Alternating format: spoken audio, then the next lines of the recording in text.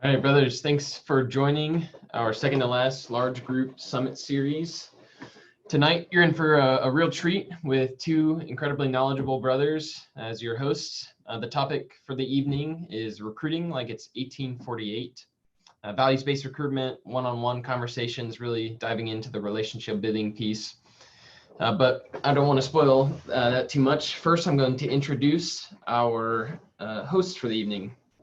So first up is Justin Burns. He is a 2007 graduate from Ohio State. He served the fraternity as a field secretary, director of expansion, and director of chapter development. And he currently serves as the fraternity's ritualist. He's a practicing attorney and lives in Columbus, Ohio with his golden doodle puppy named Barrett, who coincidentally has claimed a Fiji hat as his own and hides it in his crate at night. Next up is Ed Gabe. Ed graduated from Hanover College in 1990, where he was initiated in the Tall chapter. He served as historian and recording secretary. Then after college, served as a field secretary and other roles on the headquarters staff. In 2004, he was appointed ritualist and held that role for 13 years. In 2008, he was elected to the Archon and currently serves. Ed lives in Lexington, Kentucky, and is a professional photographer specializing in imaging of architecture, commercial real estate, and home builders and remodelers. Without further ado, take it away, Justin and Ed. Thanks, Brian. And you mentioned Barrett, my golden doodle puppy. He's currently laying on the couch staring at me because the Fiji hat that he likes to chew on is stuffed underneath my desk so that he doesn't drive me nuts during this. Brothers, it's an honor. I know I speak on behalf of Ed as well when we not only thank you for attending tonight, but it's also an honor in this day and age when we're stretched across the country and can't interact, can't see each other at conventions, can't see each other in the flesh, if you will. If this is how we need to connect, then so be it. But the conversation we're going to have tonight is going to cross, I think, several different spectrums. The focus is going to be on ritual, but we also recognize that not everybody participating tonight has necessarily been initiated into the fraternity. And so we are going to speak about ritual on a bit more of a kind of a theoretical, a broader basis, if you will. So we're excited to have you along in this conversation. We have a number of different kind of interactive components. So you'll want a piece of paper or something like that, not just to take notes, but we're also going to have several different activities for you throughout the conversation. To start things off, because we are speaking about recruitment, it makes sense to look at a few potential new members that you're going to get to know over the course of this presentation. And the best way to introduce them to you is just to give you a little bit about their background. You're going to get to know John pretty well tonight. John's a sophomore, president of a leadership honorary, hasn't figured out what he's majoring in yet. And he's one of those guys that, you know, he's kind of come around to some things. But if you were to ask the brothers in the chapter about John, no one seems to remember him. No one seems to know who he is. We also have Dan. Dan's in his fourth year, but he's going to be spending a fifth year on campus. He's been at every recruitment event that there is. A brother asked him, you know, why do you want to join a fraternity? And his response was, I got one more year. I just want to party like none other. But he's also a double major, political science and geography. Not too sure how those two things connect, but so be it. Good luck to Dan. You're also going to meet Bill tonight. Bill's a freshman. He currently serves as the Hall Council president, which I understand is like he lives in a dorm and they get money to do activities and things like that. And I guess it's like a student organization within the dorm. And he's the head of it all. An interesting note, he was arrested for underage consumption just last month. And they have, Bill was explaining that they have this program in the court system. It's called a diversion, apparently, that, you know, you go and you take like an alcohol class or something like that, and the court dismisses the charge, and it's like it never happened before, which is pretty interesting. Fun fact about Bill attended a campus-wide community service event, which is when he learned about Phi Gamma Delta, because several brothers were participating in that event, and he figured, I want to look at Phi Gam, because if those guys are going to be at the service event, those are the kind of guys that I want to be around. And then finally, we have Rob. Rob's majoring in communications. He has a pretty sweet GPA, a 3.91. Even if I tried as hard as I could, I don't think I could have pulled that off, but 3.91 is pretty impressive. Yeah, Rob at the cookout the other day was talking about how he's not looking at any other fraternity. He, decided he's going to start looking at fraternities just a little while ago. He is only looking at Phi Gamma Delta. But when you started asking him, you just started looking at fraternities, what are you looking for? He didn't really have a response. So it's kind of interesting. He's not so sure what fraternities are all about or what they do. But at any rate, he's pretty keen on joining Fiji. So those are the 4 recruits that we are going to be learning about tonight. We're going to try to evaluate these guys and figure out who we're going to give a bid to our sweet Summit Series chapter here. But before we get into that, quick question. Of the different recruits, John, Dan, Bill, and Rob, or A, B, C, D, which one of those recruits held a leadership position in a campus organization? So you gotta think back to what I was telling you about these guys. Which ones held a campus leadership position?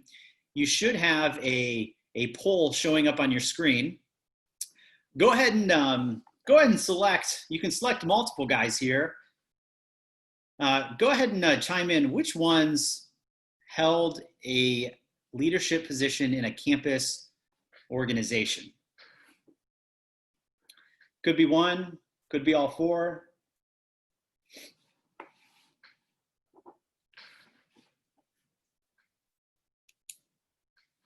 Take a couple more seconds here.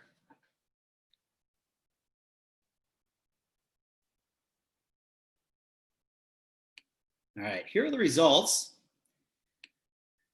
Looks like A and C, so John and Bill are the big winners, with Dan and Rob getting some attention there. Well, if you picked A or C, that you were right. A and C both had. One was in a campus leadership organization, or an honorary. The other was a residence hall council dorm president. Let's do another one real quick. Which one has the highest grade point average? Of the 4, who has the highest grade point average?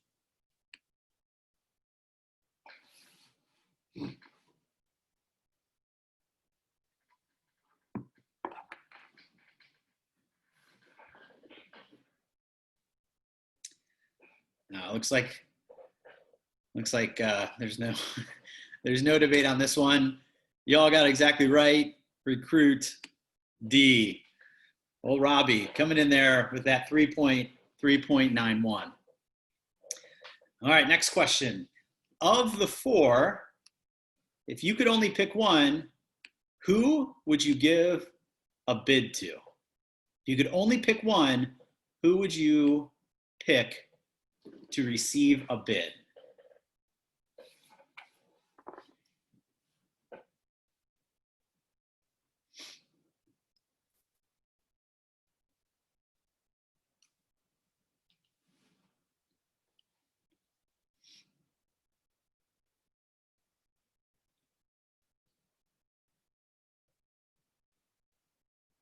So of the 4, who should receive a bid?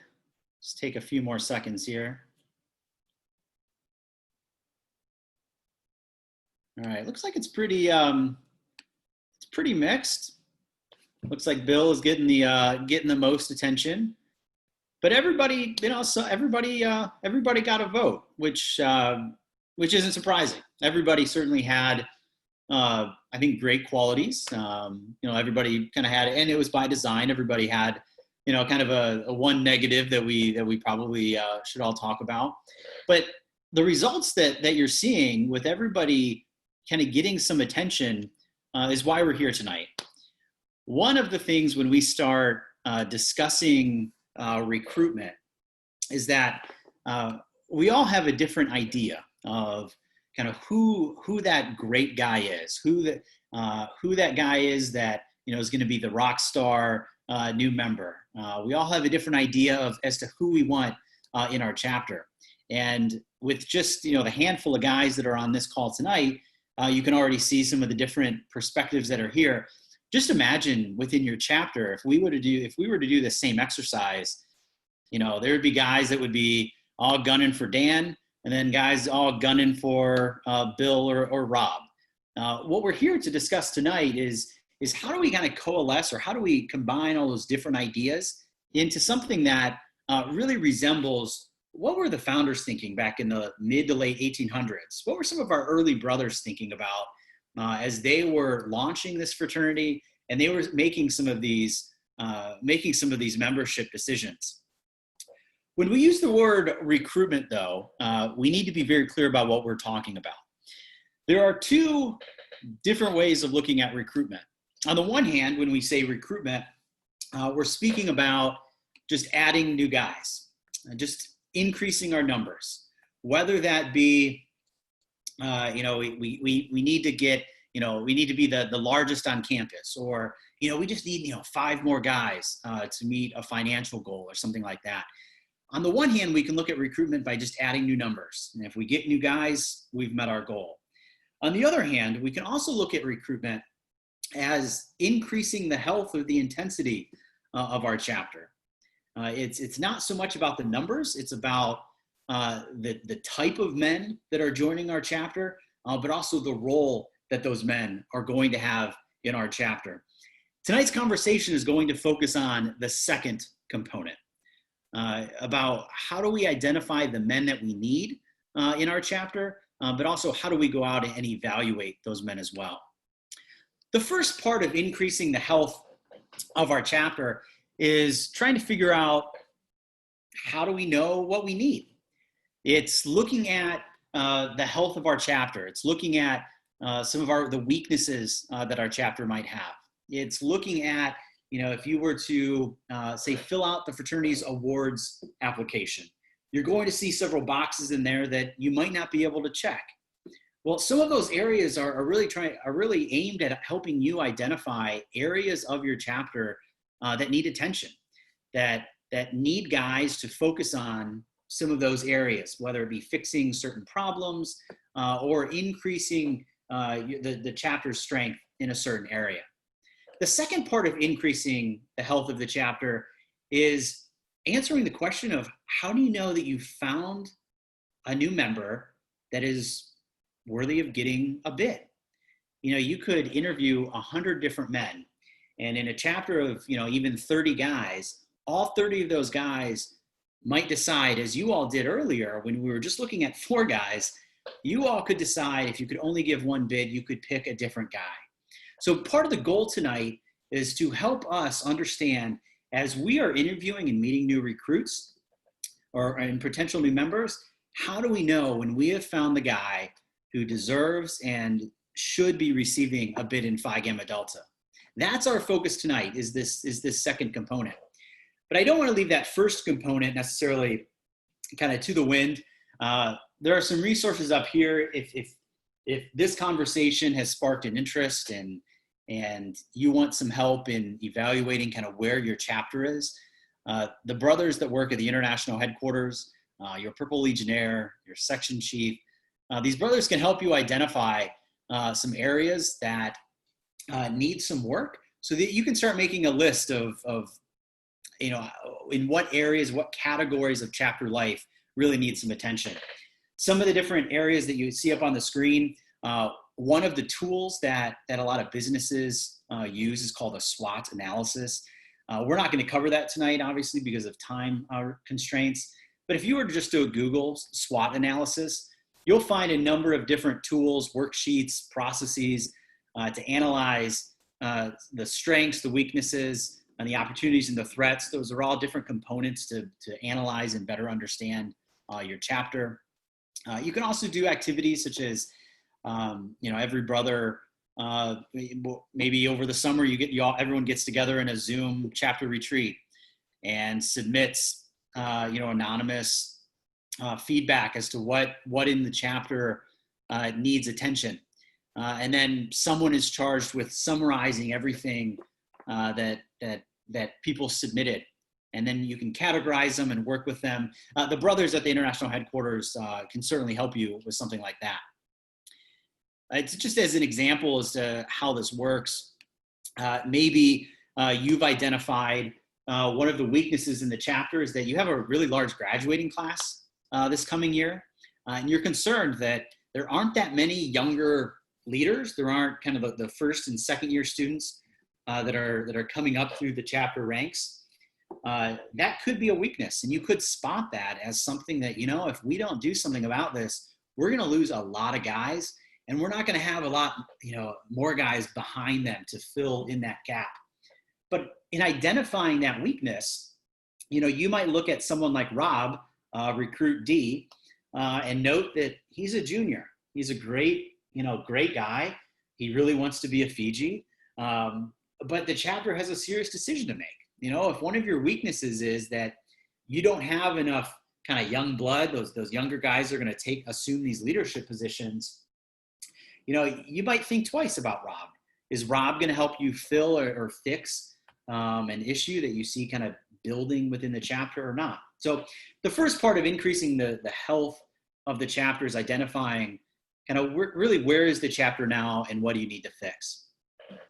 The second, and perhaps more difficult component though, is if you have recruits and you have guys that you're looking at, how do you know when you found someone that really needs a bid? When I was a field secretary, I prepared a list of these 4 things.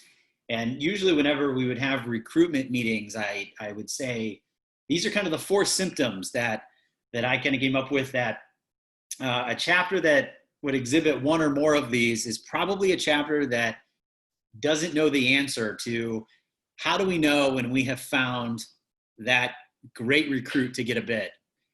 Some chapters, I remember sitting in one bid voting meeting, and Ed, I'm sure you experienced this too when you were a field secretary. You would have chapters, and these bid voting meetings took hours, and the conversation was all great. There was some solid debate over who should receive a bid to Phi Gamma Delta, but these meetings took forever, and I think it was because everyone had a different opinion on who should be receiving a bid. So if you're having really long bid voting meetings, perhaps one of the issues is that we don't understand who we're actually looking for.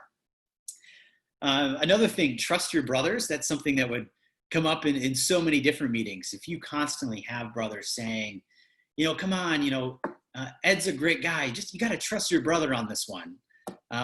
That's usually, I would always call it almost like a cop-out, really, that, if Ed really deserved to get a bid, and I really believe that, I would be introducing Ed to different people so that you didn't just have to rely on kind of this trust your brothers mantra. Another thing that's similar in that would come up would be every now and then someone would say, something just rubs me the wrong way about the guy. I don't know. Yeah, he was at the cookout and I just don't know. There's just something about him.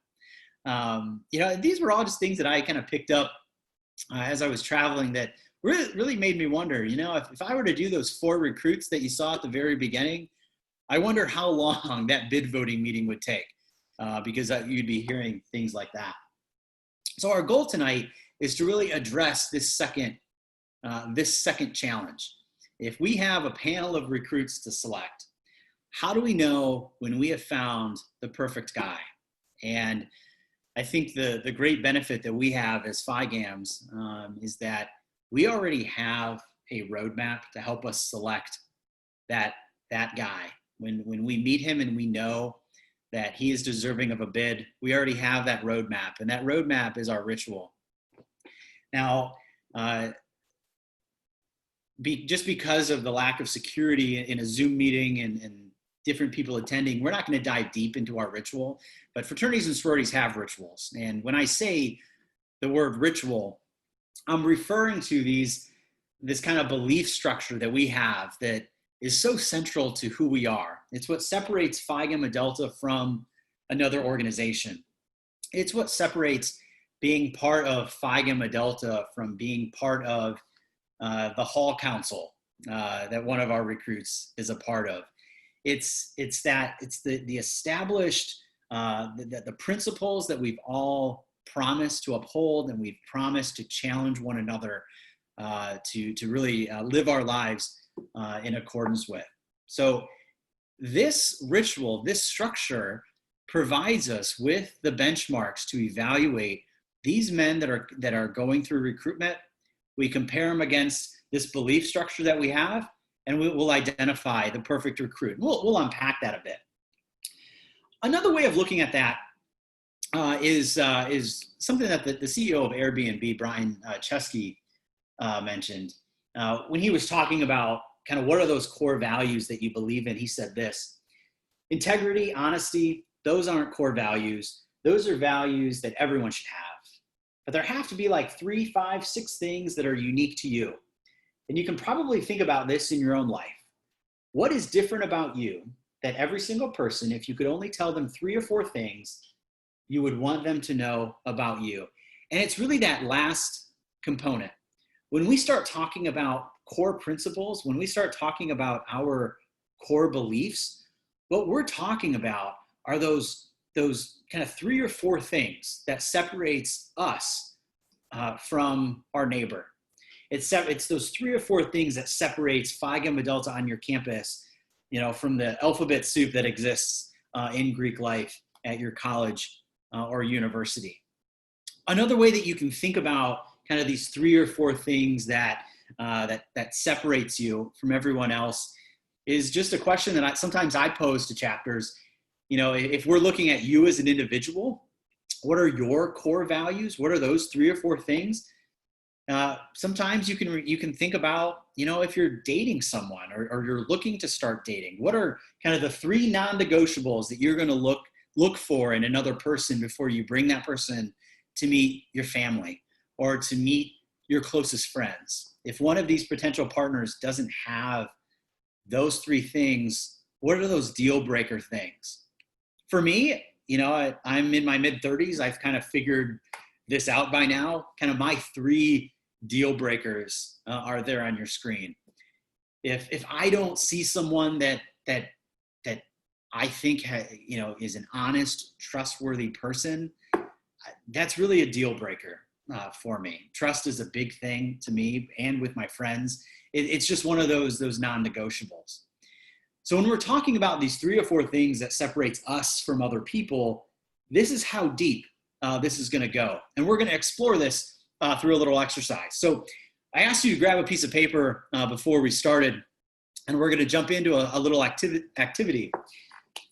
On your piece of paper, come up with your 10 personal values. If you could pick 10 things that these are things that you value in life, that, if it came down to it, these are deal breakers.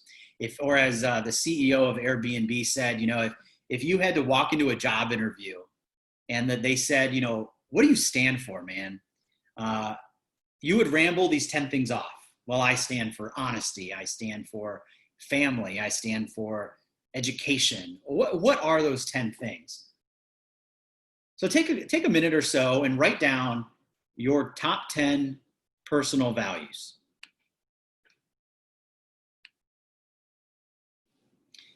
In case you need some help or to brainstorm, here's a list of some common things that I get when we start talking about values. You don't have to pick one on the screen.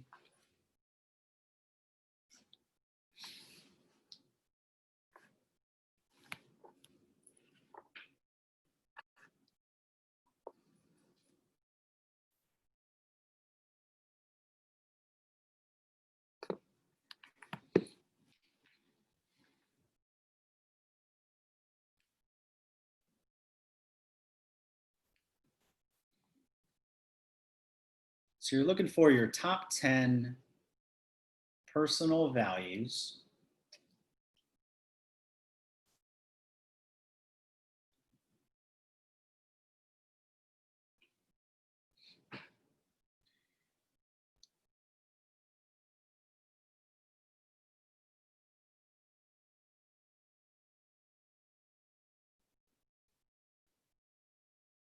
So hopefully you've come up with at least close to 10, if not 10. Now, from that list of 10 that you've written on your piece of paper, you need to remove 5 of them, so that what you have left are your top 5. So, if you're debating between a few, what's more important? Justin said you got to ditch one. At some point you're gonna have to rank order these. So, what are your top 5? So cross off 5, and what you need to be left with is only 5.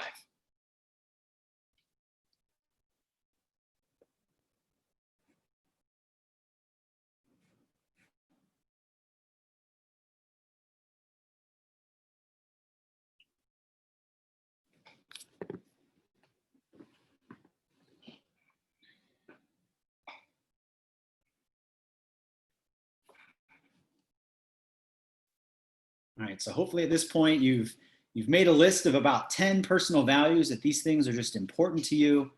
And what you've done is you've taken at least 5 of those off, so that hopefully you have only your top 5 that remain. Now from here, you need to eliminate 1. So now from those 5, you got to reduce it down to 4. So if I asked you, what are your top 4? What are those 4? So limit your list to only your top 4.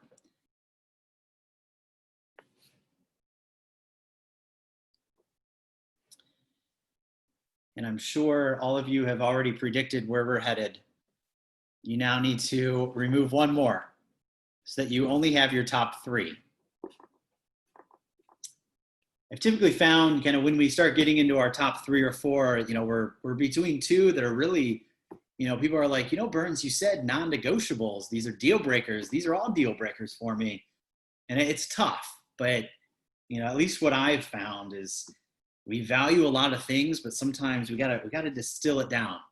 We gotta find out what are truly the most important. So just to recap where we were, I asked you to come up with, your top 10 things, your top 10 values. I asked you to cut that in half. And now what you've come to are your top 3 personal values. And that really relates to what that CEO of Airbnb was saying. If we've done this exercise correctly, what we have identified are those 3 or 4 things that separates you from other people. If you were meeting someone for the first time and said, I stand for this, this, and this. If I approached you and said, I stand for honesty, friendship, and wisdom, you would know enough about me to really know who I am, what motivates me, what kind of brother I'm going to be if you're considering me for a bid. So those 3 values that you selected really say a lot about you. Now, if we were in your chapter doing this exercise, the next step that I would have everyone do is I would put all of the brothers that just went through the same exercise that you just did, and I would have them do it, but then I would put them in different groups. And within those groups of, say, 4 or 5 guys, I would have them write on a Post-it note or a piece of paper 1 value per piece of paper. And then I would ask that group to organize all of those pieces of paper into different larger groups, so that the group itself had to have 3 or 4 values that resembled the entire group. So for example, guys might write, say scholarship, wisdom, intelligence, things like that. Those might all get grouped together, say, into a wisdom value, and it would embrace all of those. But the goal was within the small group, we all have 3 or 4 values that really embrace the entire group. And you can probably imagine this exercise, every time I do it, is rather frustrating for a group, especially the larger the group is, because there are so many different brothers that have that are, and that's the beauty really of our fraternity, is that we have so many guys from different backgrounds that they bring something different to the table. And so this can be a rather frustrating exercise, but at the end of it, what's just remarkable to me every single time, without fail, is each one of those smaller groups always reports back to the larger group that they were able to identify 3 or 4 values that resembled everybody. And they were able to fit those individual values into different categories. And the reason behind this, it's just not an exercise to, keep people busy, but this is really the experience that our founders had back in the mid 1800s. What you're looking at here is John Templeton McCarty's, what we believe to be John Templeton McCarty's dormitory, his dorm room there marked with the X's. Think about it. You had six men from different backgrounds. They all brought something different to the table. They met April 22nd, 1848 for the first time. They brainstormed the organization that they were going to create. They had to bring their own personal values to the table and collectively identify, when we create an organization, what is this organization going to stand for, so that all of those values also resemble everything, all of our own personal values. And we know that this is their experience because, frankly, they wrote it down. We're fortunately privy to some insight into what they were negotiating, what they were thinking about. We have correspondence from not only with the founders, but also some of our earliest brothers, that these are things that they wrestled with. Men from all different backgrounds coming together and trying to coalesce behind some core ideas. And we know that at the end of the day, Phi Gamma Delta stands for, we have 5 values: friendship, knowledge, service, morality, and excellence. And, I think my experience, at least in Phi Gamma Delta, is that every brother that I meet, they might bring something different to the table, but these values really do summarize our entire membership, our entire organization. Everyone can see themselves within these values. Now, the other beauty behind this is these values also focused our earliest brothers on the type of men that they were going to ask to come into Phi Gamma Delta. They were evaluating men based on these values. If they could find these values in other men, they would bring them into the fold. And so when Ed and I were asked to have a conversation with you tonight about what it would be like to recruit in 1848, well, brothers, what it would be like to recruit back in 1848 is to simply rely upon our values to be the benchmark as to how we evaluate our recruits. To put that into practice a bit, for example, if you were to meet a recruit and you were trying to evaluate friendship, there's a number of different ways you can do that. Just from my experience, what I've seen other chapters do is that if 4 brothers in the chapter would recommend him for membership, some chapters say, yep, you check that box, he met that value. Some brothers, one of the more interesting ones that I remember was one chapter said, a man wouldn't get a bid during our bid meeting unless someone was already willing to volunteer to be his big brother. Because we figured if we didn't have someone that was willing to step up and be his mentor, then we're really struggling as to whether or not he can really live that value of friendship amongst us. And I would submit to you that if you can check that friendship box, then you've identified someone that satisfies that value and you can move on to the next. So for example, knowledge. If the chapter were to establish benchmarks for how to evaluate men in accordance with these values, you just agree upon what that standard is. And that could differ. For example, a man that's in his first year, he's a freshman on campus, he's not going to have a college GPA. Maybe you require him to have a 3.0 GPA or a certain GPA in high school. Maybe if he's in his second or third year, he has to have a higher GPA. Maybe, in order to demonstrate that he lives that value of knowledge, maybe you're going to require any man who receives a bid must attend a study tables event at the chapter. The whole goal in establishing what the criterion are is, what do you think is a valuable way to measure whether or not this man will live up to that value. You know, if your chapter doesn't have study tables, obviously don't use that as your benchmark. But that's how you transform recruitment into values-based recruitment. So if you want to recruit like it's 1848, this is the type of conversation that you're having, rather than saying, you know, this guy is just a good guy, or come on, brothers, trust your brothers. Rather than doing things like that, you're evaluating these men for a potential bid based on our 5 values and whether they can live these 5 values. So again, you're focusing on what your chapter needs, but more importantly, you're also trying to focus on how do you know when you have found someone that should receive that bid. And how you know that is whether or not you can check the box next to each one of those 5 values. There's a few tools that you could use to collect information. I think one of the questions that we always get when we start talking about using the values as an evaluation tool is, you know, how do we collect GPA? Some brothers are uncomfortable collecting some of that information. So we put together, you know, a few suggestions, a few tools, you know, that we can share in the kind of the 45 minutes or so that we're together tonight. One of the most successful ways that I found was through a membership intake form. I remember when we were starting new chapters, one of the things that we would do, not necessarily the first time that we met someone on campus, but at least by the second time, is we would ask them to fill out a profile form. Right on that profile form, we're going to get things like, you know, what is your current GPA, or, you know, what hobbies do you have, or what student organizations are you involved in, things like that.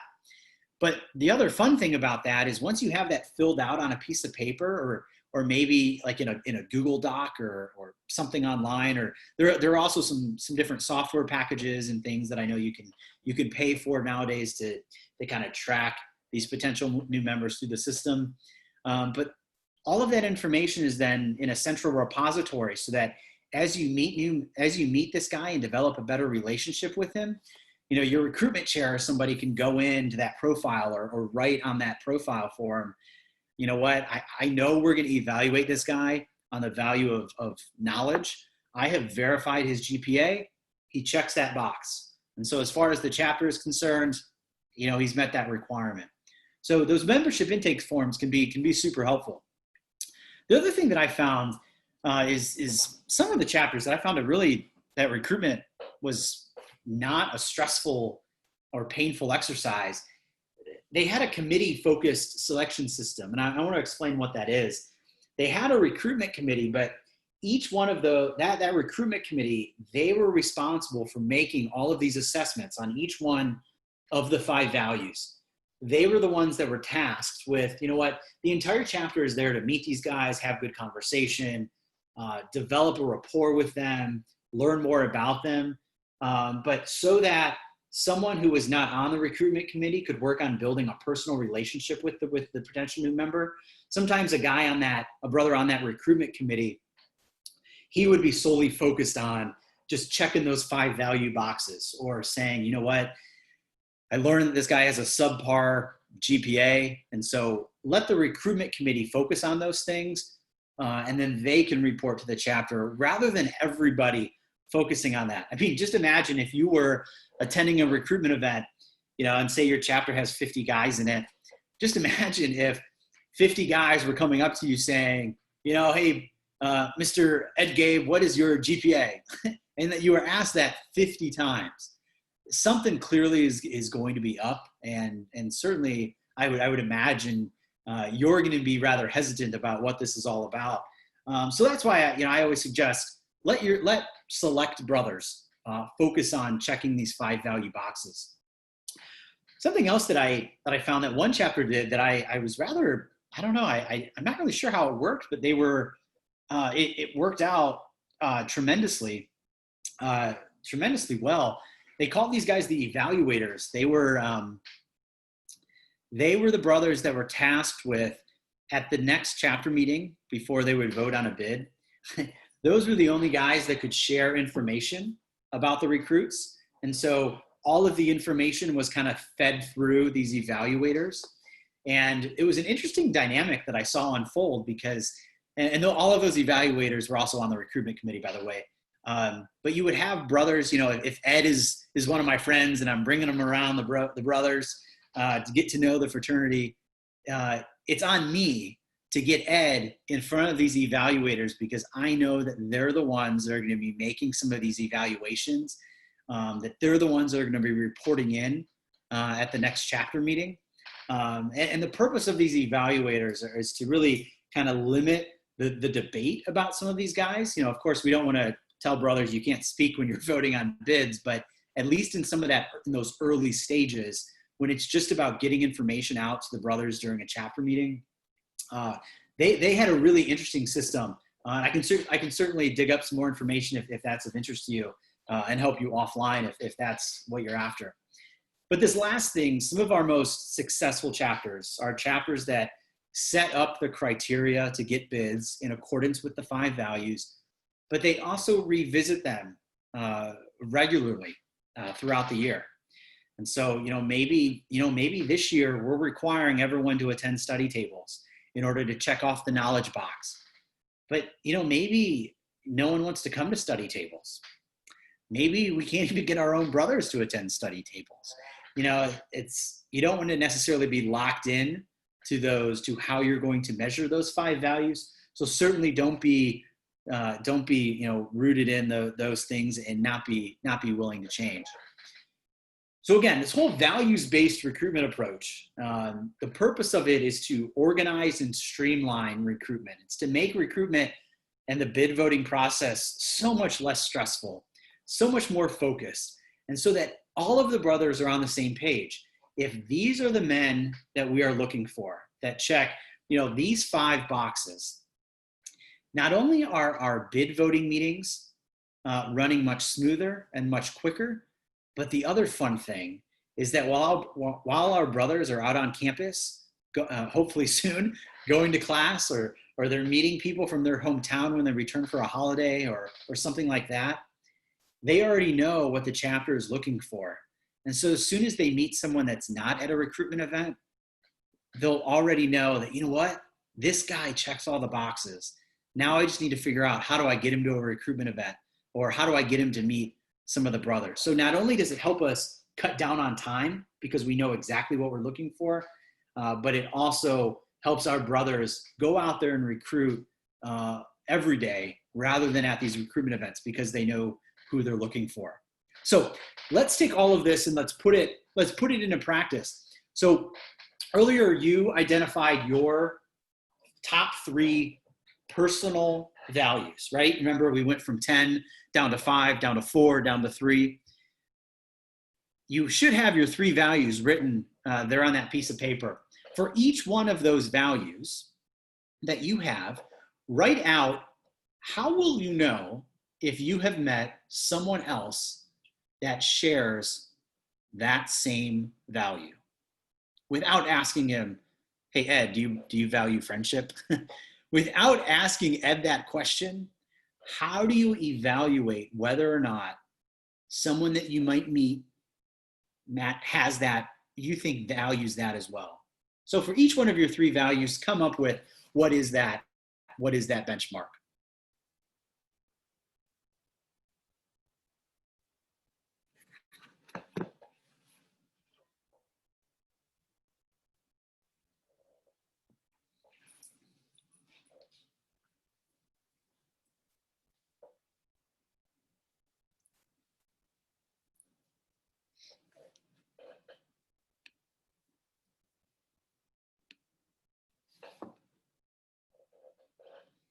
So for each one of your values, you should be writing out, how do I know that someone else shares that value as well? How do we know that Ed has that value of wisdom? Or how do we know he values, friendship or morality or something like that? Write out to you, how do you evaluate that?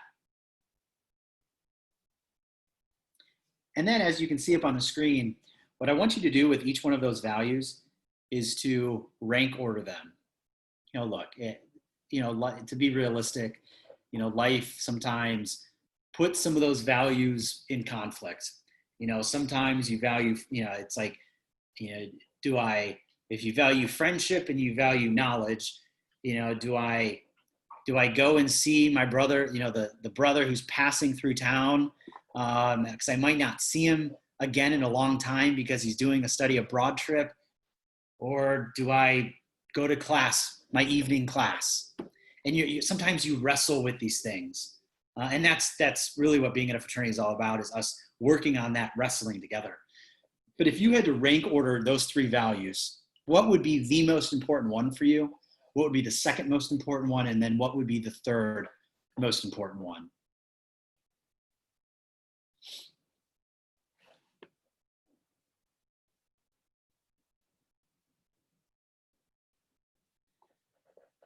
All right, so you have your top three values. You have written down how are you going to evaluate people based on those three values, some benchmarks, some checkboxes, and then you've rank ordered them as well. So everything that I've been talking about tonight, about taking the values, your chapter is going to come up with benchmarks of how you're going to evaluate recruits when the recruits, you know, whether we do recruitment virtually or on campus or whatever that looks like this fall. All of that we've been talking about, you are about to do it for yourself. So if only you got to make the decision, let's evaluate our recruits in accordance with your personal values. So look at John, and based on the three values that you identified and the benchmarks that you selected, evaluate John. How many of those values does he meet? And then do the same for Dan as well.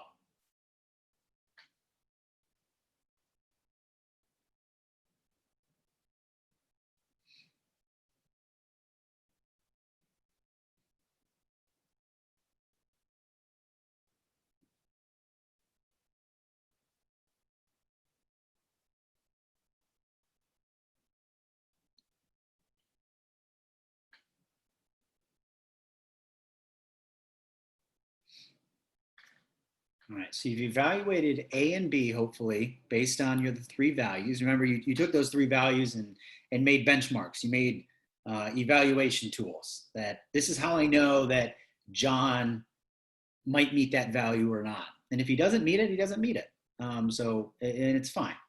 But you've evaluated John and Dan. So hopefully, John, you've given John and Dan a score, say, out of 1 to 3, or 0 to 3, I suppose. Now let's do the same thing for Bill and Rob.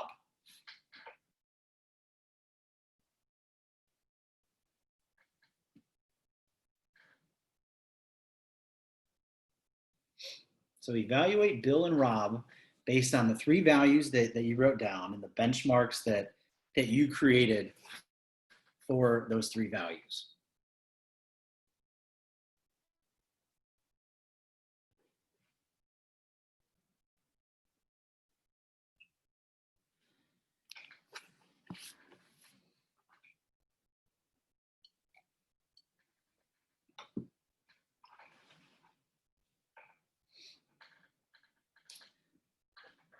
All right, so you've looked at our four recruits, John, Dan, Bill, and Rob, for potential Fijis, and you've evaluated them based on the values that you selected and the benchmarks that you selected. So let's vote. Who of the four receives a bid from you? If you got to make the decision, who gets it? You can only pick one.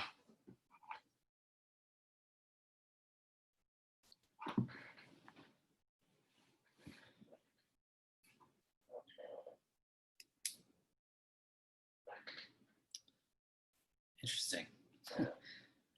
Ed, which one do you think it is?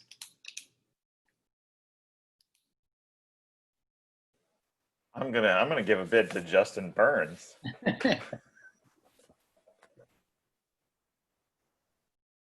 maybe next year. Maybe he'll come around next year. Gotta get his grades up. I gotta get my grades up. All right, so this is interesting, right? So again, this selection was based on the individual values that you all selected, and it looks like it's a pretty even split here. A, B, and D. It'd be interesting to hear, if anybody wants to share, why you selected the person that you did.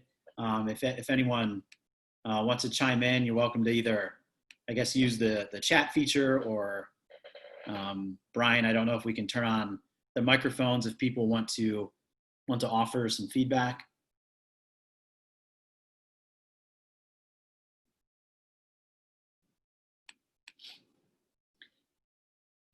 I'll tell you, at least for me, I was kind of in the Jaunty camp, recruit A.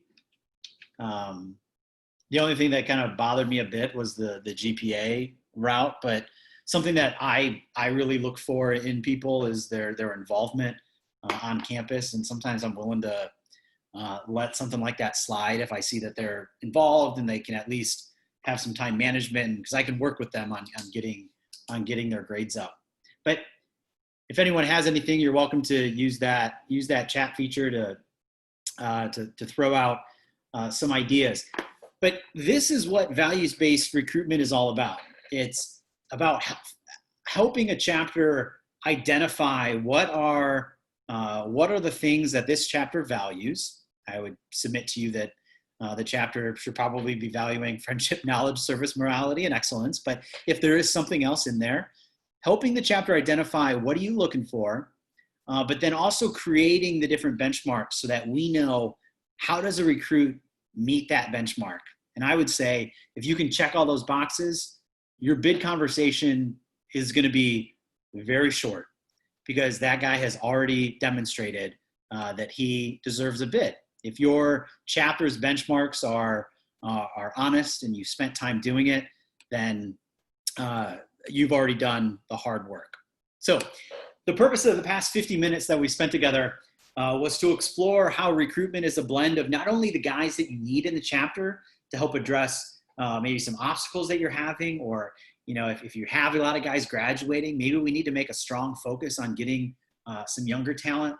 But it was also transforming recruitment into a values-based recruitment structure, so that we're evaluating men based on some set standards, some set criteria.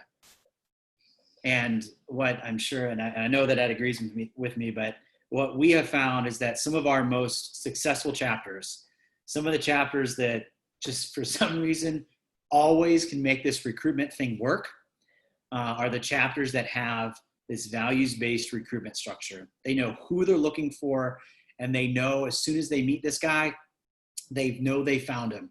And so the benefit really, at least immediately, is that they're seeing much shorter meeting times, because they're not debating, because they've already established our criteria.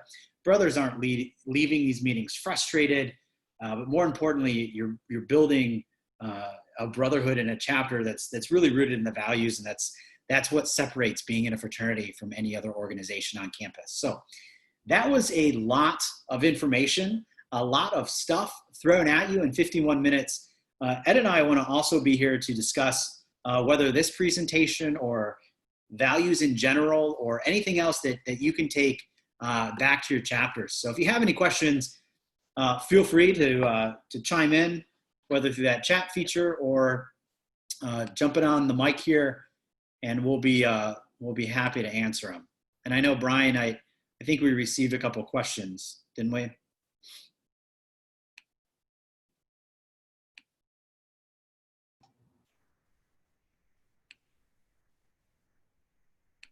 I'm not seeing any.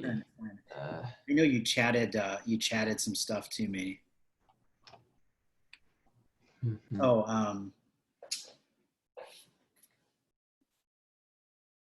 gotcha. See, one of the questions that we had,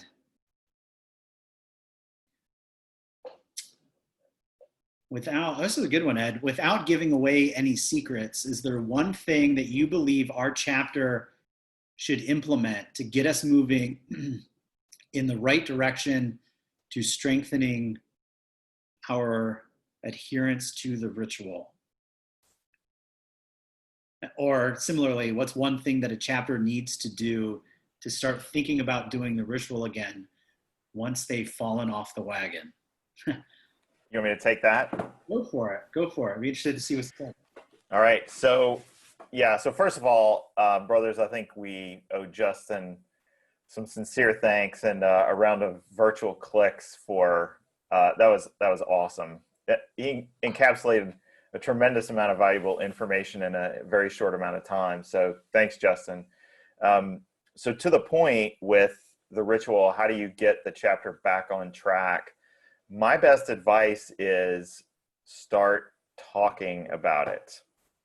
And what I mean specifically is the leadership of the chapter has to make it a priority that you're going to create time and get brothers in a place where, without distraction and while maintaining secrecy, yet casually and comfortably, they can really talk about the ritual.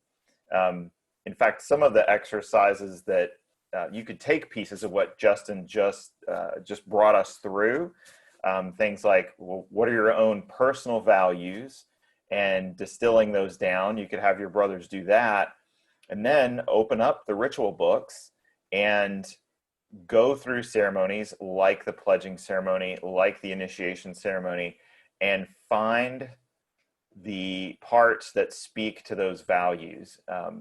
Because most of the time when a chapter has fallen off track, like they're not interested in doing the ritual,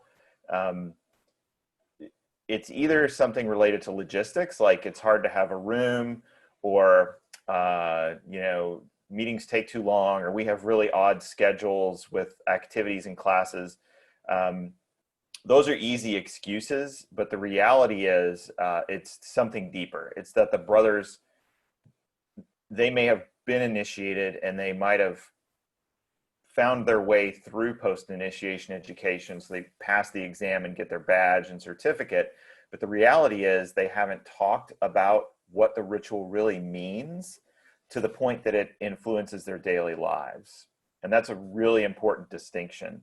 And the only way to get them there, it's not to sit them down for an hour and say, memorize the names of these officers and these particular secrets from the initiation. No, it's more about, where in this ceremony do you read and hear leaders talking about what it means to be a brother, and what it means to truly pursue knowledge, and what does it mean to serve other human beings?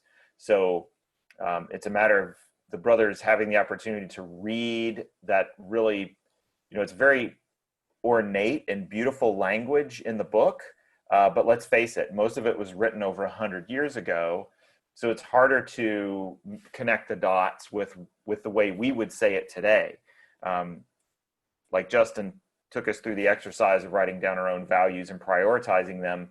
Chances are, if the brothers do that and then they dig through the book, they will start to see the parallels, and then they see the value in the material, and they will naturally become more interested in practicing it. So that's the initial advice that I have, like scratching the surface of getting brothers in the chapter interested in doing this again. But you do have to be intentional. You have to say, this is important enough for us as officers that we are going to find time for it. You may call it a brotherhood event and do it on a Friday night, in some private place where brothers can get together and be relaxed in shorts and t-shirts to talk about this stuff and not feel under the normal pressure that they would, give them a chance to be away and do those sorts of things. So yeah, that would be my advice. And I would say, does that help? If anyone wants to chime in and with follow-up, please do. I think that's good advice at it. It's just, just start. I think all too often, and I think kind of what I was reading through that question was, sometimes brothers are a bit nervous to get back into it because they don't want to mess it up or do it incorrectly or something, but sometimes just starting again. Start with page 1 in the ritual book and just start going again. I think that's great advice. It looks like we got one more that says something to the effect of, okay, we've got our men, we've recruited them through values-based selection, and they've signed their bids, and now they're going through a new member education process. How do we keep that values-based selection process alive, and how do we start with a values-based education process for new member education? Rather than maybe focusing strictly on traditions and history, how are we also continuing to teach our new men about these values and why it's important to look through that lens when we're recruiting new members? Wow, that's a good question. It's a good question. Here, I'll offer something, and Ed, I'll be again interested to hear what you have to offer too. I think something that like we did tonight, where sometimes working with our new members to help them explore their own personal values, that they have things that they value. Like, remember earlier I said my deal breakers. It helping men understand that they have their own personal values can really be a window into, once you're now part of this organization, it's a bit easier to then start discussing fraternity values if we've already spent a portion of our new member education process helping men explore their own. It might be worth there. I know in the Purple Pilgrim, for example, at least in the current edition, there's a personal values-based exercise, and I think in the Pledge Education Manual there might be as well. I can't recall. But simply going through an exercise like that, I think is very not only interesting, but really challenges men to dive deep and to discuss that with other men, especially within their new member class, to discover their own values, share it with others, because then later during post-initiation education, when you're talking about fraternity values and what those fraternity values mean, you've already started that conversation. So it's a bit easier to kind of make that jump. And I would chime in and say, one of the funny challenges that we have in, not funny as in haha, but the thing that we deal with all the time in Phi Gamma Delta is that we turn over our leaders every year. Major corporations don't do that. They try to get on a path with a mission and values and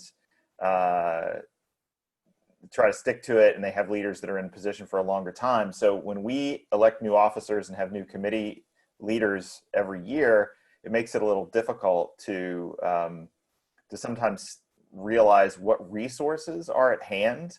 And that's where headquarters does come in trying to bridge that challenge or overcome that challenge. So I would say talk with your field secretary, or you can talk with Brian at headquarters, because the resources that they have for membership education are pretty well spelled out, even to the point that in many cases they can provide you with the documents and all you have to do is personalize them. Drop in your chapter name, put in your chapter history, and the specifics about what your chapter really stands for and what you want to get done. Now, it's been a while since I personally have opened up the headquarters authored new member education program, but the last time I looked, and the way I understand it, is that it is segmented into sections that lean into certain values at certain times. So, you could take that material and literally structure your entire new member education program around the 5 values and tell the new members that that's what's happening. The first couple of weeks deal with friendship, and that's where you're building connections, doing exercises that allow them to get connected to each other and get to know each other and form those bonds. Certainly the knowledge aspect is something that you can focus on early as well, we hope. dealing with making sure that their academics are in order, and then that flows through the rest of the program.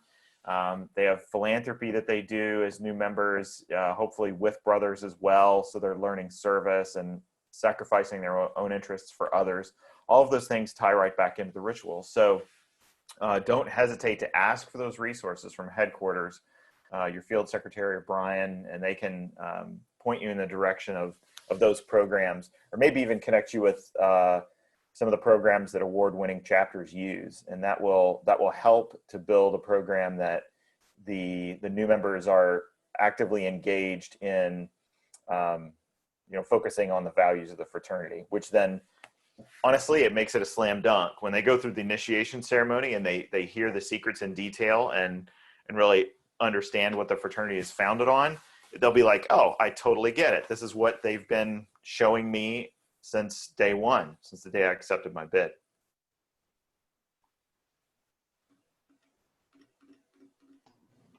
Excellent. Thank you. So I just found the allow to talk feature. I know it's a little after 7, so if you got to jump off, feel free. But if you want to ask a question, let us know. Either drop it in the chat, or if you can unmute yourself and just ask it, and Ed and Justin will take a stab at it.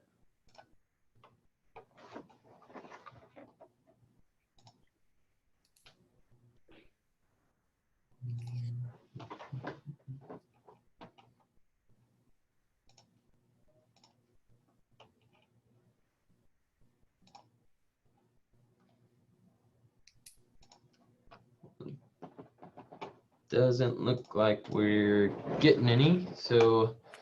Brian, I'd like to throw in a few extra thoughts, if you don't mind, before we wrap. Yeah, sure. Oh, we got one from Doyle. Justin's version. If you want to answer this one first and then get some closing thoughts. Sure. All right, so Doyle asks, how can we apply this values-based recruitment system to the community level as an IFC executive board member? So to clarify, so Doyle, do you mean like you're trying to take it to the IFC so that all the member organizations are recruiting the same way? So Doyle's on the IFC at Colorado School of Mines as their, I don't know the official term, recruitment VP. And I would assume, and you can correct me if I'm wrong, Doyle, but I would assume that it's trying to apply a values-based lens for all member organizations in the IFC. So like, how would he, as an IFC recruitment VP, help other chapters recruit based on their values? So maybe not necessarily all in the same system, but at least implementing a values-based lens. Well, I would say, Doyle, just don't do it. We want to be number one, so we don't want to give away any tips and tricks. So don't share these great ideas with others. We want to crush them. No, I'm just kidding. No, because that, this kind of improvement, like if one group pushes, then it will raise the bar for everyone. Like some may not, they may not like it right out of the gate, but if they see that Phi Gamma Delta is doing it and succeeding, then they're going to run pretty fast to try to play catch up. But certainly encouraging other groups to do the same thing would benefit the whole system. And I could go on and on about that, but I would simply say the way to do it is to take the bullet points that Justin has shared, and then again, ask or invite the other IFC leaders to spend time talking about this. I mean, one of the greatest things in fraternity is that we tend to copy and paste and share things. And that certainly goes at the international headquarters level. Our peer organizations, you could name any number of them, Beta Theta Pi, Sigma Chi, Lambda Chi Alpha. We all share the best tips and tricks and techniques with each other, and rely on our chapters to take it and run with it as fast as they can. So I think it would be a big service if you communicated with the other chapter leaders, recruitment chairmen at your peer organizations there at Gamma Kappa, and say, hey, we believe in this. It's something that will improve the whole system. And we would invite all of you to sit down with us and let's talk about this. Because as Justin mentioned at the beginning, everybody has ritual. Everybody's going to find some commonality in our Greek values without, sharing ritual books with each other. I'm sure all fraternities stand for brotherhood in one way, shape, or form or another, and have something about the pursuit of academics. It's just who we are. So I would invite them to sit down and engage in this and see how it would influence the, influence the whole community for the betterment, for its betterment.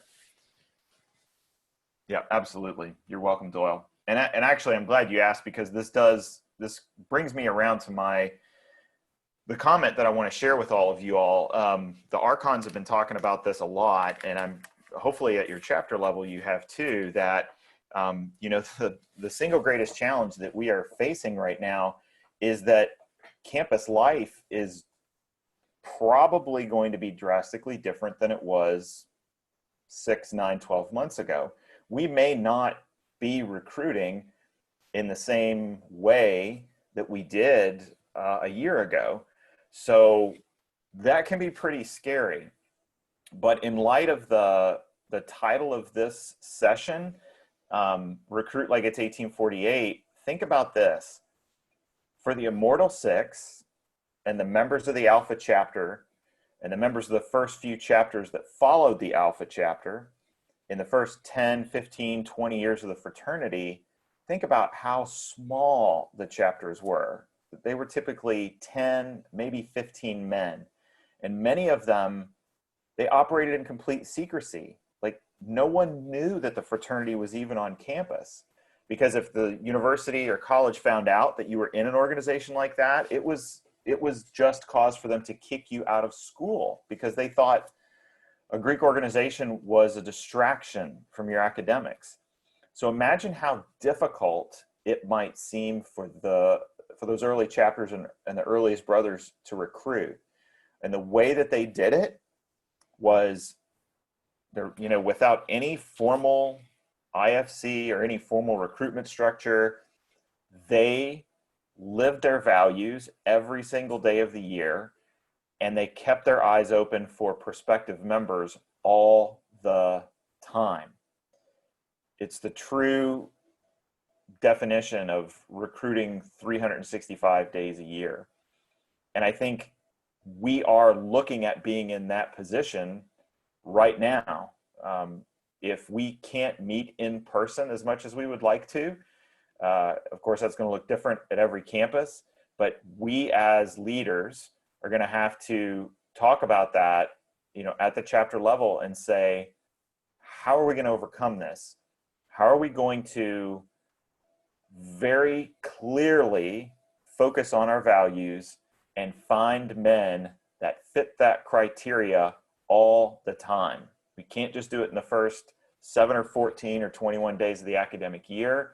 We're going to have all of our brothers ready at all times to live the values and know that we're constantly looking for men that fit those values in every single arena or opportunity that we have to interact with them.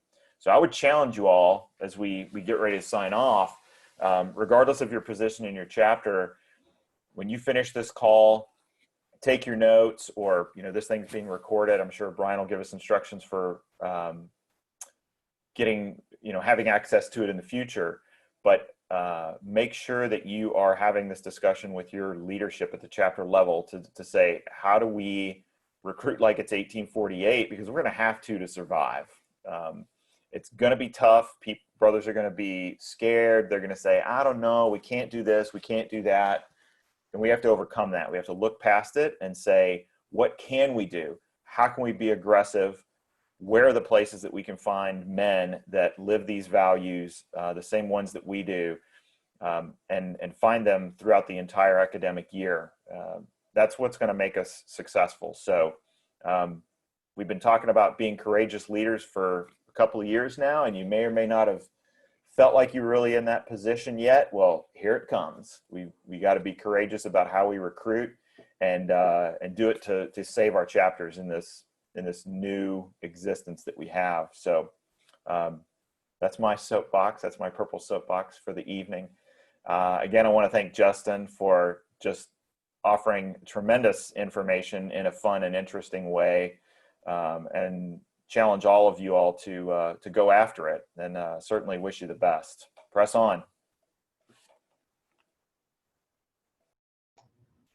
Thanks, Ed. Justin, any closing thoughts? No, I think Ed stole all my thunder. An interesting thing I saw on Facebook the other day, I saw an advertisement on Facebook, which I didn't know that they still do those, but because I guess I just got used to seeing them all the time. But it was to I live in Columbus, Ohio, and Ohio State's just down the street. And Ohio, there were a group of, it was Greek Life, I forget what it was, like Greek leaders or something, hosting a Zoom Q&A about first year courses or something, about like standard first year courses. And they were advertising it to incoming students to give tips on those courses and things like that, which I'm not entirely sure why I was targeted for that ad.